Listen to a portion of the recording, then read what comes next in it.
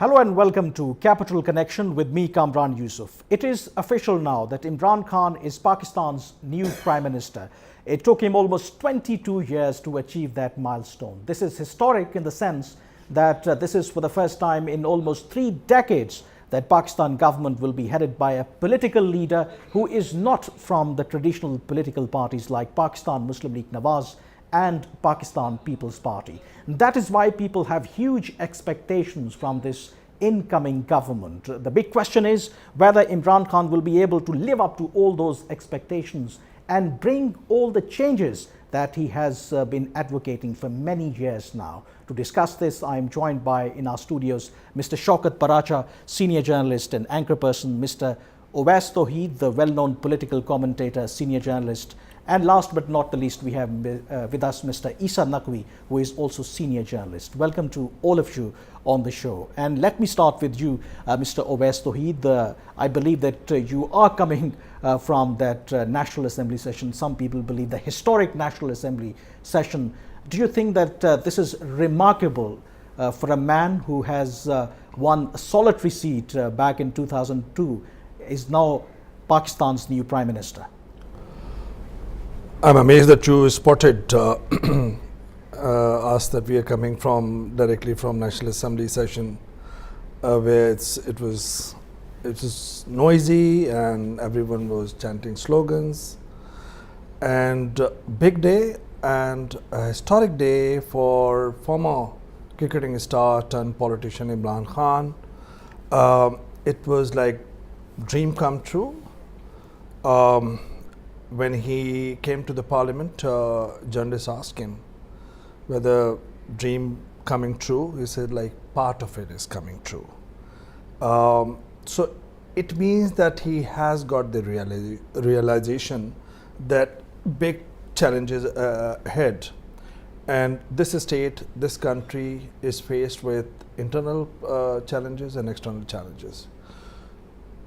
The general perception is that Mr. Khan has got the backing of Pakistan's all-powerful military establishment, and in the coming days his real international launch, in my opinion, will be when he's going to address at the General Assembly session UN, where he's going to interact with world leaders, where he's going to convey a message, convey a roadmap, what he has got in his mind, what he has to offer to the world, which is apprehensive. Justifiably or unjustifiably, there is a mistrust between the international community and Pakistan. We will talk about those challenges, but of course that we will first want to talk about this historic moment. Do you think that the history is in the making, Mr. Shaukat Paracha? Thank you very much. It's a first day of Naya Pakistan, new Pakistan, and you are talking of the history in the making. One man back in 2002, it means he was in politics, and he started his party back in 90s. So it's not a miracle that he stood up yesterday and got elected today as Prime Minister of Pakistan. Secondly, different political parties, they were the members or the leaders were detached from those political party, and this political party was assembled. And what I saw today, I believe the PTI has not thought itself in the ruling mechanism, that they still do not think that they have become the rulers in Pakistan.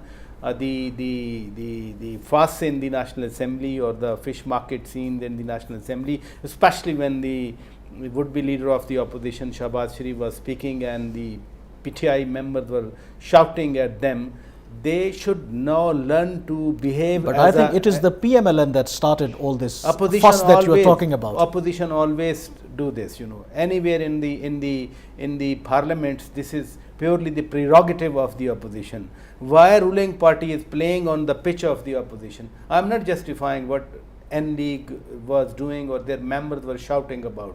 I am talking of the ruling party. Ruling party has more responsibilities for smoothly running the house. And, so do you think that this chaos has really overshadowed otherwise a landmark day for PTI and Imran Khan? It's not a chaos only, you know, it's not a shouting. What Imran Khan said today in the first speech as a Prime Minister was nothing new. To me, you know, there is nothing new. He said, I will bring back the plundered money from Pakistan.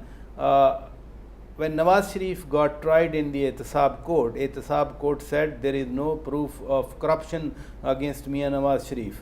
About People's Party or Asif Ali Zardari, your own, you know, court is informed that the time limit for filing another appeal in the Swiss courts is over. So whom this PTI is befooling now in the name of bringing back the money? I mean, this country. But I think that we should give him some benefit of doubt because he has to unveil his plan. So let's see. Maybe he has some plan. Let me take the discussion forward. This plan was there. They unveiled 100 days plan. You know, this all was there. Today, I thought maybe the new Prime Minister will give us new hopes about. But again, let me bring in Essa Naqvi here. I believe that he was also there in the National Assembly. It was not an ideal situation because we haven't witnessed in recent years when after the election of the new Prime Minister, such scenes were created. Usually the newly elected leader of the House or Prime Minister was allowed to, you know, give his victory speech. But today that was not the case. Do you think that we are really sending a wrong message? Because this is something that would send us a message not only in Pakistan but to other world that look that Pakistan is a strong democratic country, but that is not the case. Thank you, Kamran. I think it surely is a historic day. There were no surprises in terms of the vote count that came out. People's Party had like signaled that they are not going to vote for Shehbaz Sharif. But the particular question that you have asked, I think Pakistan Tehreek-e-Insaf is a bit naive when it comes to parliamentary business while being in the government.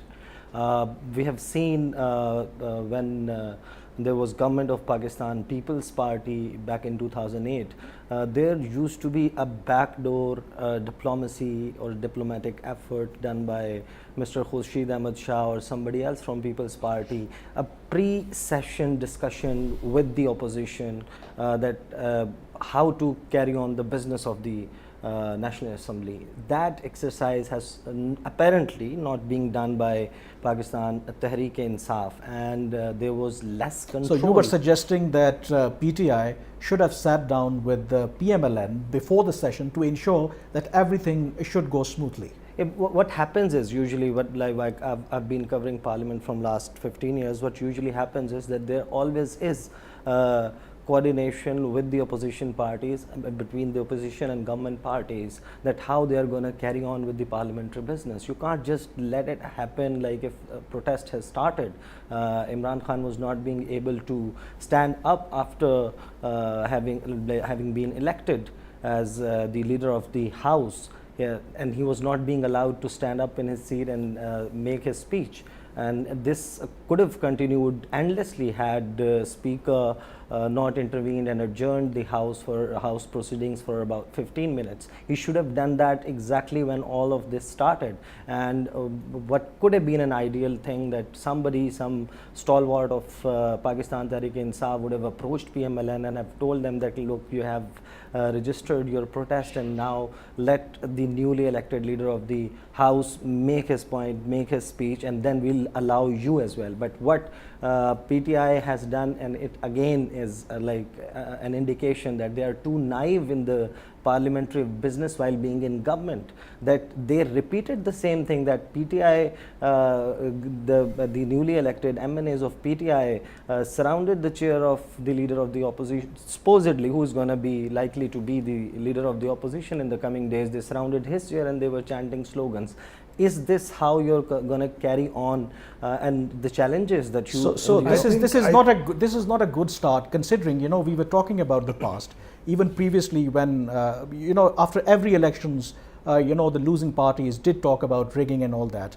But whenever there was election of Prime Minister, there were always you know, conciliatory speeches. Even the opposition leaders, you know, did acknowledge. But here in this case, even Shehbaz Sharif was quite vocal and reiterated all the allegations, and he even did not congratulate Imran Khan. So this is not a positive start. I think Kamran, he had no other choice because there's tremendous pressure from within the former ruling party, PMLN, whose stakes are really high. Today's chaotic scene in the assembly, in my opinion, reflects the overall chaos on our political map, and it is going to last in the coming days, because former Prime Minister Nawaz Sharif is behind bars.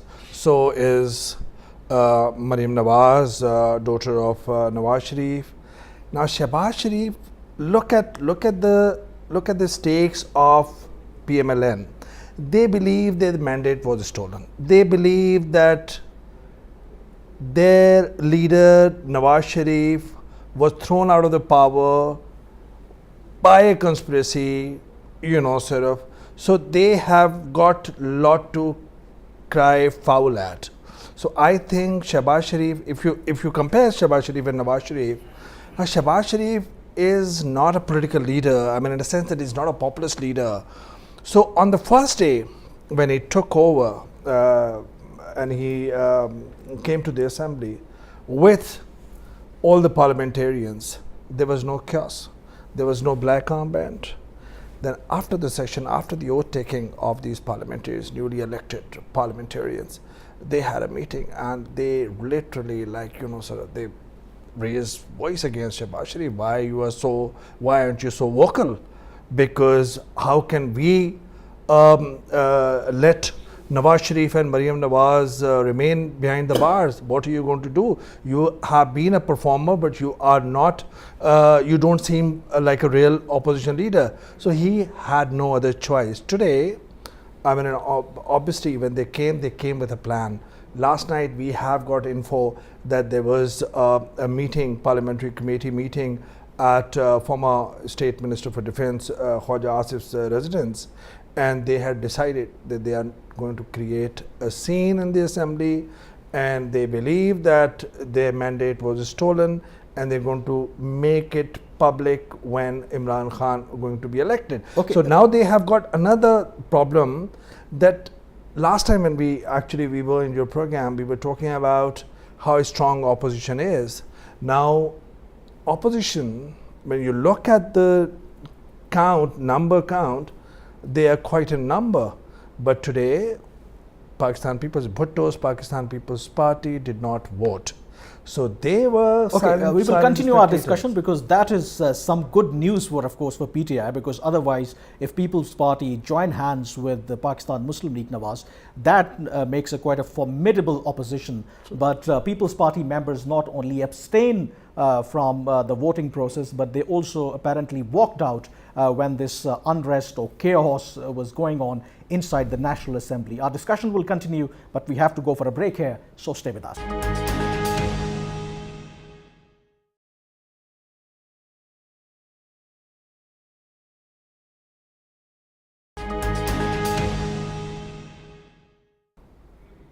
Welcome back. You're watching Capital Connection, and we are, of course, discussing the election of Imran Khan as Pakistan's new Prime Minister, and of course what the PMLN did in the National Assembly. There was a lot of chaos and unrest inside the National Assembly.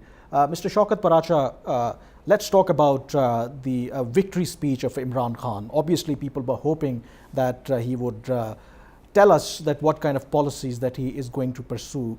But he appears to be very charged. It seems that he got overwhelmed what the PMLN was doing, and perhaps forgot to give the clear message to the nation, and instead responding to the PMLN's protest. I think when PMLN was protesting, Imran Khan was seemingly or apparently he was getting restless.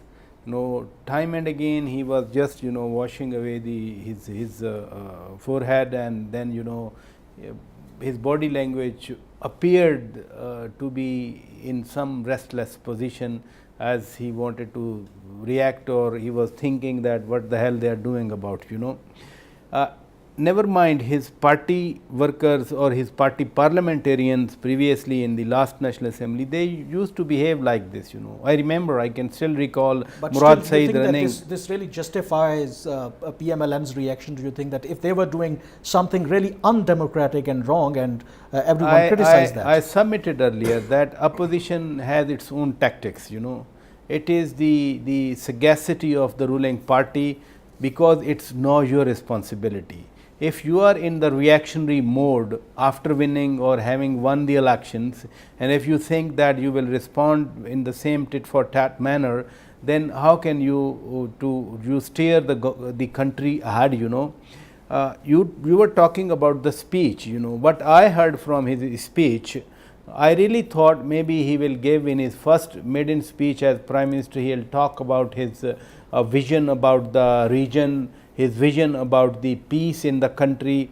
If an elected government, in his elected Prime Minister, in his first speech, if he does not, you know, promise to end the friction, very bitter friction in the country, it's never good for the country, it's never good for the parliament, it's never encouraging for the democracy to move forward.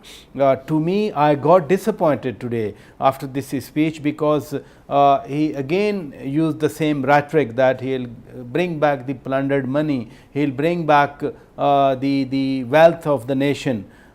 Today I thought maybe, you know, he will tell the government that the 100 days plan, what is the mechanism of implementation of that plan. I thought maybe, you know. So we can say that PMLN protest probably derailed his actual speech, because people his men should have prepared the speech and he should have delivered today. You are also disappointed with the speech? No, not really. I mean, in a sense that, you know, sort of he knew, and probably Shehbaz Sharif also knew that that's going to happen.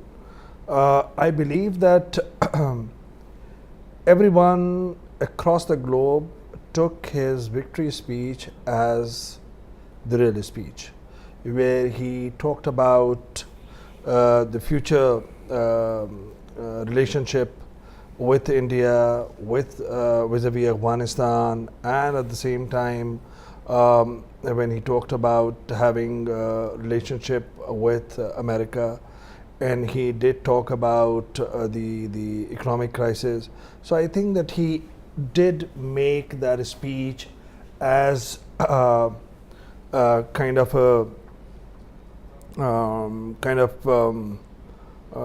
the speech which he wanted to. I think the homework was done, homework was behind that speech. Today's speech was more political in nature and for domestic purpose.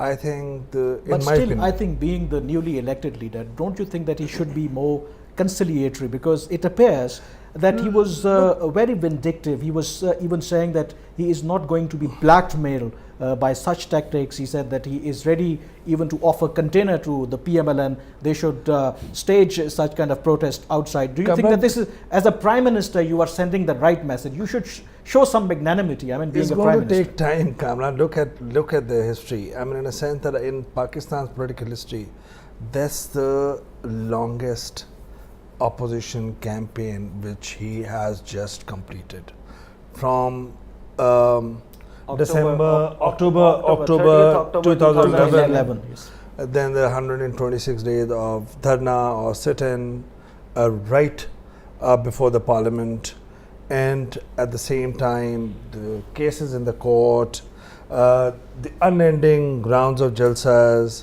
So I think that he should realize, and he will be realizing, that he should come out of that opposition mold, because the responsibility gets much bigger when you are in power. So it's going to take time. Tomorrow he is going to take oath, and his old cricketing friend Nijwa Sidhu has crossed the border, so he's going to meet him today. They want to relax.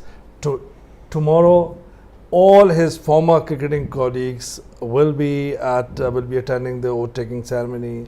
be it Ramesh Raja, I think, Javed Miadad, I think all these 92 World Cup winning team 92. So I think that for PTI supporters, it's kind of a deja vu when we all felt really great when he brought World Cup back home in 1992.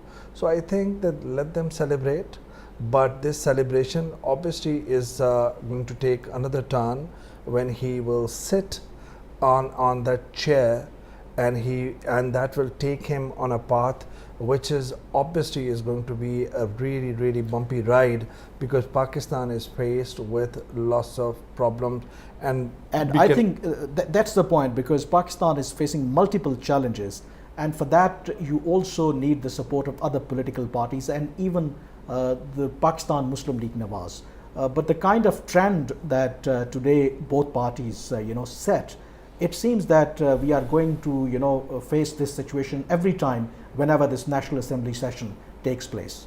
Yeah, that's going to be a problem, not just in the National Assembly of Pakistan, but also in the Senate of Pakistan, because in Senate of Pakistan, as well as in Punjab Assembly too, and yes.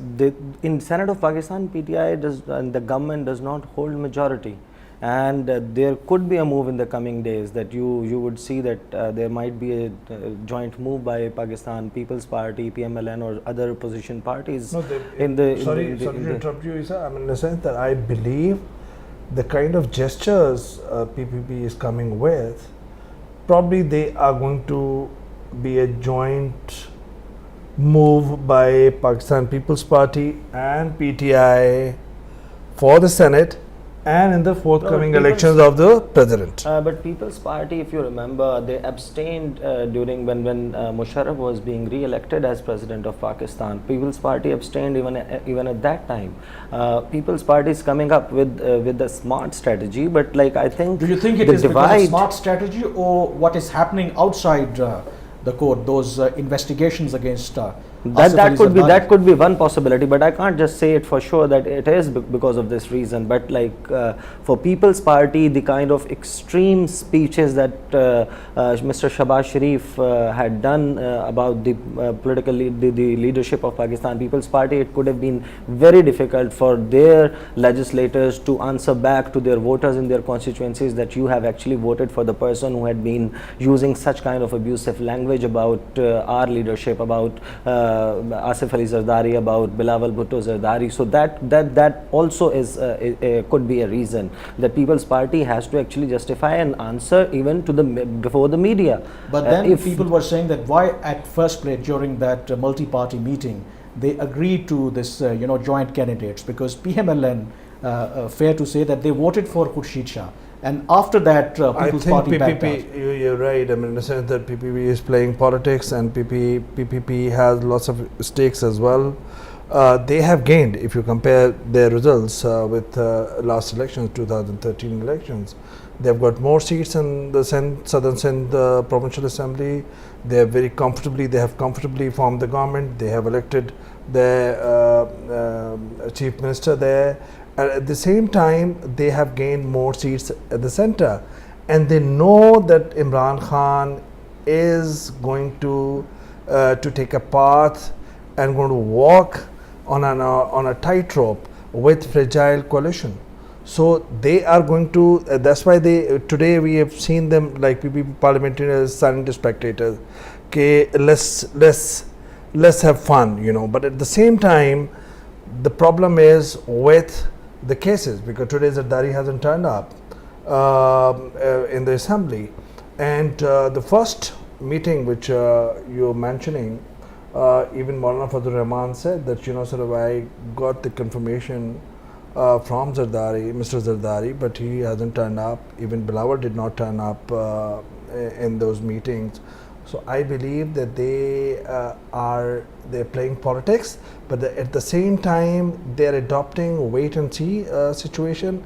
So Zardari is basically a very shrewd politician, and one thing that was also noticeable today when Imran Khan was of course addressing, there was chaos. There were PMLN members were chanting slogans. When Shahbaz Sharif was addressing, PTI was returning the favor. But when Bilawal was addressing, there was complete silence from both sides. So Bilawal actually was the winner in that sense. Obviously, because from the pragmatic approach to the principal stance, People's Party cannot survive without parliament. People's Party cannot survive without the democratic days in the country. Otherwise, whatever support my friend is talking about, that's electoral support in Sindh. It's not something on the basis of which other political parties or the ruling cliques they come to power in these years. So pure voters' strength is the strength of the People's Party. Secondly, Speaker was unable to say something, Khurshid Shah stood up and said, read Article 24 of the Code of Conduct and Procedure Rules of Business, and then you have the authority to kick these rowdy guys or the guys who were creating problems in the galleries. I mean, I have been witnessing Khurshid Shah Sahab since 2002 onward, that he is pillar of steering the parliamentary proceeding and moving forward, not blocking it. When Bilawal was addressing, you just recall the day Bilawal entered into the parliament and he took oath as MNA, there was warmth among the members, there was receptive, gestures among the members. And today, People's Party can, create check and balance in a way in this parliament, that if there is something, some move that they feel it's going to harm the parliament or parliamentary democracy, they will certainly oppose. I can foresee. And those moves from the other side, even if People's Party feel that they could be good for the country, in a better perspective of the country, you are right that the outer things on the periphery, they do matter, obviously. But to me, Oti Saab is more, exposed to these things. These cases and these jails, they are nothing new for Asif Ali Zardari. I can recall in back so in your view that he's playing pure politics. I think we have to go for a break here. Okay. We have to go for a break here because one thing that also dominated, the speeches both by Imran Khan and Shehbaz Sharif, of course, the alleged rigging on July 25 elections. Imran Khan offered that he is willing to extend any kind of cooperation to the opposition or the grieving parties. But on the other hand, Shehbaz Sharif reiterated, all kinds of allegations. So is there a possibility that on this particular issue, both the PTI and the PMLN can, have some kind of consensus? We will discuss this, but after this short break.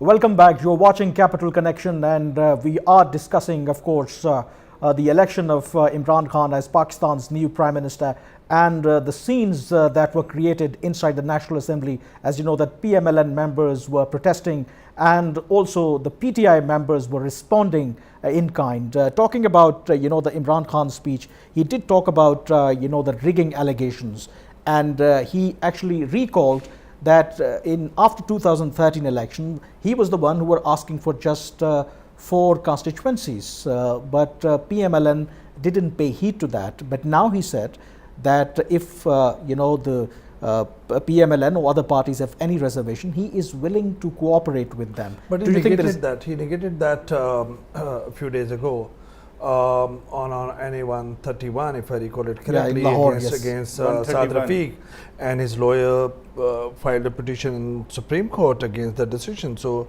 so he negated that. It means that he is also playing politics now. But this rigging slogans, the allegations of rigging are not new in Pakistan's parliamentary history. They're going to echo in the future as well. But Kamran, today Imran Khan was addressing his own constituency, and at the same time, Bilawal's speech was something to praise because that's his first speech, and we all know that he's Oxford graduate. He turned politician after his mother's assassination, Benazir Bhutto. And he always, I think he advocates the case of liberal and progressive forces in Pakistan when he talks about eliminating extremism, when he talks about militancy, when he talks about Taliban's atrocities, when he talks about the religious hatred or sectarian hatred, which is in somewhere in all the tiers of our society, unfortunately. So he is the one who is praised for his stance, but that is not the case with his father, Asif Ali Zardari. He is not a very likable populist leader. So that's why many people say that if Bilawal wants to be successful, he has to come out of the shadows of his father. Yeah, but who is going to give him a driving seat? Because on that we also see that Zardari or Zardari's sister Faryal Talpur are there on crucial matters, but now we believe that Bilawal is going to be in control in the coming days, and that is going to be the rescue for the party, which has lost its all grounds and the largest Punjab province.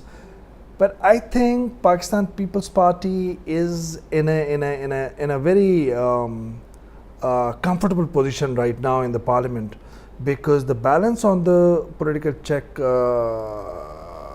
chessboard is favoring Pakistan People's Party. So PTI and PMLN both need Pakistan People's Party. So they don't want to, and like, interestingly, they are also taking the high moral ground, because after today's session, because they were not part of the protest, they could say that, look, that People's Party is the only one who always respect the democratic value. But talking about the speech of the Bilawal, he also very politely and very firmly, in a way,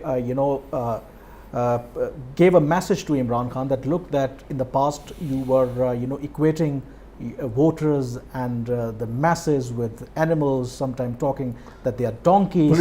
But now he said that you have to show some maturity because you are the Prime Minister of the entire Pakistan. Politically sugar-coated taunts which he threw at Imran Khan. And I think that was because Imran Khan's speech right after getting elected as leader of the House, it was still resonating in the Assembly Hall, and that's why Bilawal I think made such kind of a speech, and he had to address to him that now you have to behave like everybody's Prime Minister since you have been elected to the position.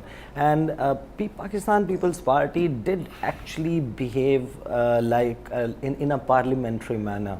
During all the proceedings that we have seen after this assembly's inauguration, after oath taking, and after this election of the speaker and deputy speaker, even during that and even today, the only party that has actually behaved in a parliamentary manner was Pakistan People's Party. And the reason why there was complete silence while Bilawal was making his speech, one, it was his maiden speech in the Parliament of Pakistan. Number two, as Owais Tohid has rightly mentioned, that Pakistan People's Party has an edge on the political chessboard of Pakistan. It's a requirement. And this could also be a possibility that earlier you were talking about backdoor channels. So it appeared that there might be some backdoor channels already, opened up between People's Party and PTI, because don't forget that even during the Speaker's election, Shah Mahmood Qureshi praised Asif Ali Zardari and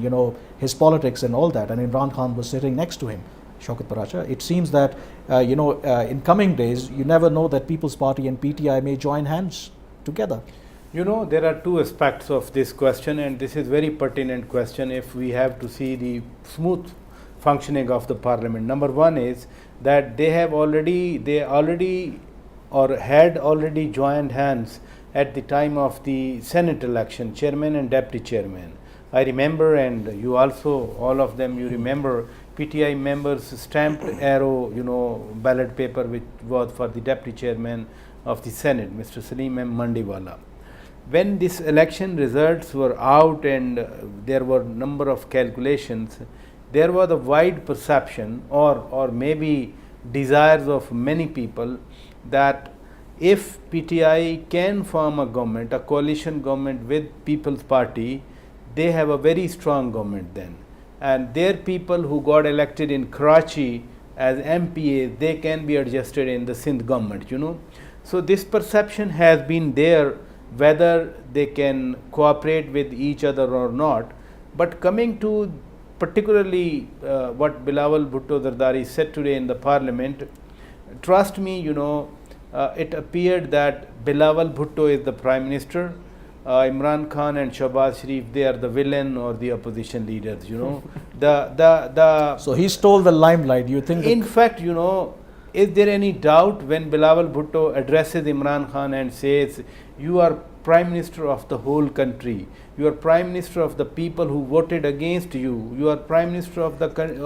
So in a way he was telling him that move beyond Sharifs and talk about the bigger issues that Pakistan has been facing. He is not only the prime minister of PTI member sitting in the house, he is elected today as leader of the house.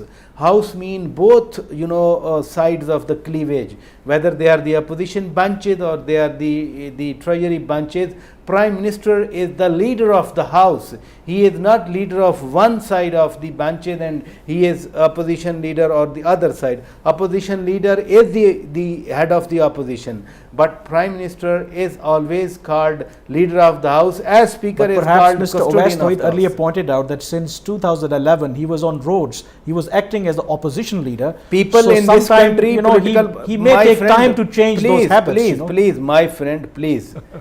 Political parties and the leader, they struggled in this country for 11 years. Come on. And when they came to power, they behaved like this, you know, that they were saying we will dig out the old, you know, stories and bring you back to the justice. No. And also in this country, 3 times the people struggled for 11 years. Imran Khan. So I got your point that Pakistan certainly at this point Imran Khan had a government for 5 years. Previous 5 years, he's a government in a province. At this point, Pakistan needs a leader who can be a, you know, give a healing touch, and you know, this polarization can be bridged. But another point that Imran Khan, you know, spoke about in his speech, he thought that PMLN members were protesting because they were, you know, pushing for some kind of NRO regarding, you know, what is happening with Nawaz Sharif. And he said that whatever happens, no matter what, he will not agree to any kind of such an NRO. Do you think that it is really appropriate for him to really confine his speech to such myopic issues?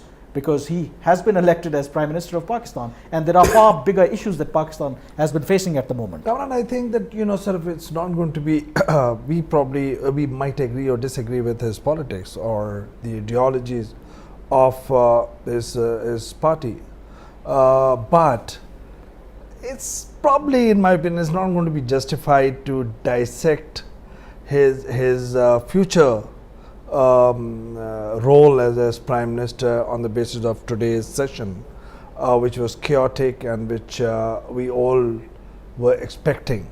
He might have fallen short of expectations when he delivered his speech, but I believe that, and we hope and we wish that he should keep himself away from these political vendettas and blame game, because now he is going to be in the chair, and as Mr. Paracha was saying justifiably, that he is going to have a control of that country which is nuclear power, which unfortunately has got bitter ties with his neighboring countries.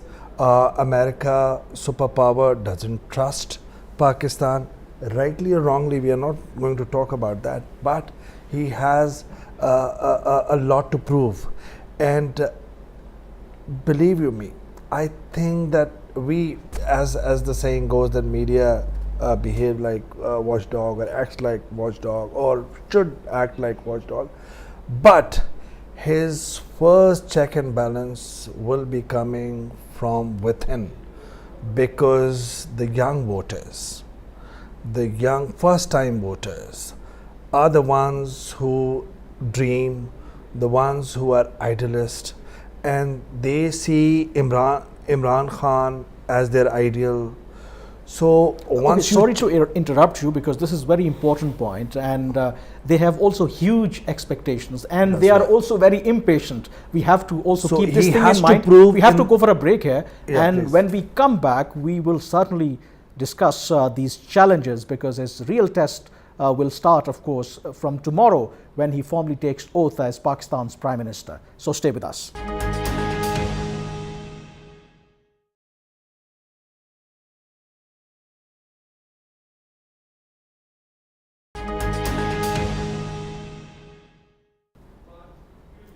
Welcome back. You're watching Capital Connection, and we are talking about the historic day, according to, of course, the PTI workers, because Imran Khan has finally been elected as Pakistan's new Prime Minister. And now we will talk about the challenges, and the challenges are huge, as expectations. So, Essa Naqvi, it is not that easy to manage all those expectations. Before the break, we were talking about that Imran Khan support base is largely young people, and we know that they have huge expectations from Imran Khan, but at the same time they are very impatient. So Imran Khan has very little time to celebrate.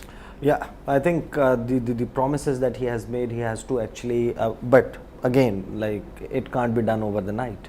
If anybody is thinking that while he would take oath as the next Prime Minister of Pakistan, things would change overnight, they are actually dreaming during the day. It can't happen, and it has to happen with support of all the political parties. He has to bring all the stakeholders on board, and we should come out of that electioneering phase. Now it's and one excuse that they might have initially, while there were chances of Pakistan Muslim League Nawaz making government in the largest province Punjab, they could have an excuse that since we are not having having government in the largest province in Pakistan, that's why we have failed to deliver. But now there are not going to be any excuses, and the same youth that Imran Khan has given hope to, and I hope that he materializes and he delivers. And it's, I think, everybody's hope, but he has to work day and night, and he has to act like a statesman. He does not have to walk the talk that he has made in the parliament today. But I'm sure that Mr. Shaukat Paracha certainly has a different perspective. Do you think that Imran Khan can succeed where his predecessors have failed miserably? You know, it's a bit early to prejudge, you know, and as Owais Tohid Saab rightly pointed out, that we cannot dissect today about what he is going to do in future. But you were talking of the challenges. To me, the biggest challenge Mr. Imran Khan will face and is facing, and he should get it resolved, is the friction with the society. It's highly polarized country. Trust me, highly polarized country. It's not only in the parliament. You go to the street, people are ready to fight, to scuffle. So what should he do, I mean? Not, the reconciliation or bringing, the country united will not be. What do you mean by through reconciliation? Mean giving amnesty to Nawaz Sharif or Asif Ali No, Zardari? he is not the person. It's the job of the courts of law, I'm not saying that he should declare amnesty. If he declares amnesty for me and Nawaz Sharif, I will oppose it, because let the courts do their job. What I mean is that the governments in the parliamentary form of government, they have to show magnanimity. They have to show greatness. Parliament is supreme. If parliament gives signal like the one that we got today, or the visual that we got today, what will be on the ground which will trickle down? Further cleavage, further division in this country? No. I mean, there are problems, and huge problems. We four are the student of foreign policy. I mean, we four, okay, exclude me, you three, you know the dangers to this country. Alhamdulillah, we don't have any danger inside the country. So you were saying that we three are student and you are actually the teacher. No, In the foreign affairs. I am a layman. I meant I am a layman. No, we consider him as an expert I am a on layman. foreign affairs. You've been covering. Paracha. Okay, just coming back to these challenges, do you think Yes. that Imran Khan really managed all those expectations? I mean, like, I believe that it's going to be really, really difficult, but it's not going to be an uphill task. There are domestic issues, the domestic challenges. For example, what is the biggest threat to state of Pakistan's existence? It is an increasing extremism and militancy within various tiers of our society. So, and they have actually laid down 4 points for security challenges in their manifesto, Khan's party. So, that how to counter extremism, how to counter militancy, how to eliminate that religious hatred within the society, B, economic crisis, massive economic crisis we are faced with. So we need 12 to $15 billion bailout package. How they're going to generate that much of money? Will they knock the doors at an IMF World Bank? Will they go to China? Or I believe that he has got a better chance to generate revenues through remittances amongst overseas Pakistanis, because they massively support or back Mr. Khan and Khan's policies. B, that he is not carrying the political baggage like Pakistan People's Party or PMLN. So he probably can do what he can do is widen tax net. But on the external front, for example, how he is going to create a balance between Iran and Saudi Arabia. And I think that remains to be seen, and we all will be watching, because And that's the time actually we and have. at the same time, will he be able to appoint a competent foreign minister?